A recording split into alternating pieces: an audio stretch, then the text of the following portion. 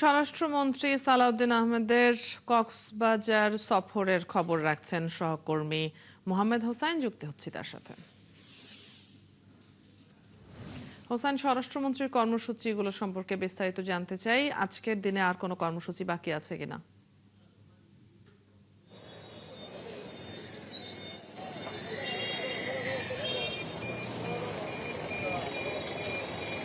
অদিতি, আপনি জানেন যে কক্সবাজার অঞ্চলে একটি ভয়াবহ বন্যা সংঘটিত হয়েছে।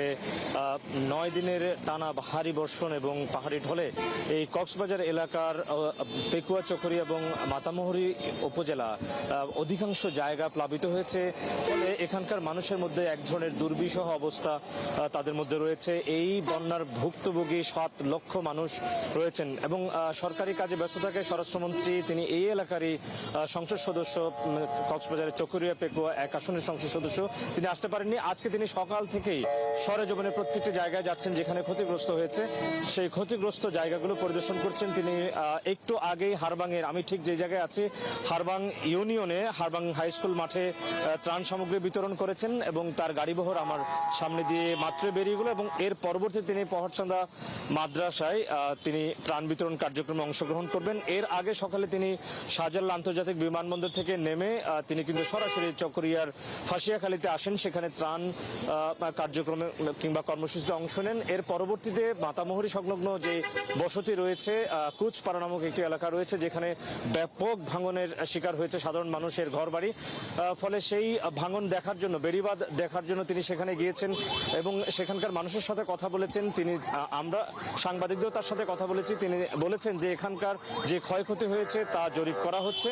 জরিপ অনুসারে কার কি পরিমাণ ক্ষয়ক্ষতি হয়েছে সেই ক্ষয়ক্ষতি নিরূপণ করে পরবর্তীতে সরকারি সহায়তা কিংবা পুনর্বাসনের কার্যক্রম হাতে নেওয়া হবে। আমরা প্রশ্ন করেছিলাম যে জলবায়ুর অভিঘাত মোকাবেলায় তার সরকার কি পদক্ষেপ নিচ্ছে। তিনি জানিয়েছেন যে আসলে সারা দেশে যে 5 বছরে 25 কোটি বৃক্ষরোপণের কর্মসূচি এবং সারা দেশে 5 বছরে 30,000 কিলোমিটার 20,000 কিলোমিটার খাল খননের যে কর্মসূচি, সেই কর্মসূচি তারা বিশেষভাবে গুরুত্ব দিচ্ছে এবং উপকূলীয় যে সবুজ বনায়ন, সেই বনায়নকেও তারা কিন্তু গুরুত্ব দিচ্ছে।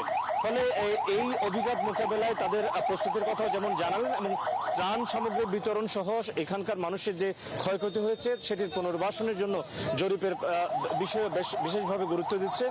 এছাড়াও বেসরকারিভাবে এবং দলগতভাবে একটি সমন্বিত উদ্যোগ নেওয়ার কথাও কিন্তু তিনি জানিয়েছেন। তো অদিতি, এর পরবর্তীতে পহরচাঁদা মাদ্রাসায় তিনি ত্রাণ বিতরণ কার্যক্রমে অংশ নেবেন। আমরা তার সাথে সেখান থেকে যুক্ত হব। ধন্যবাদ হোসাইন, আপনি আছেন এই সফরের সাথে। নিশ্চয়ই আমরা পরবর্তী সময়ের খবরগুলো জানবো। দর্শক, স্বরাষ্ট্রমন্ত্রী কক্সবাজার সফরের খবর নিয়ে যুক্ত ছিলেন সহকর্মী মোহাম্মদ হোসাইন।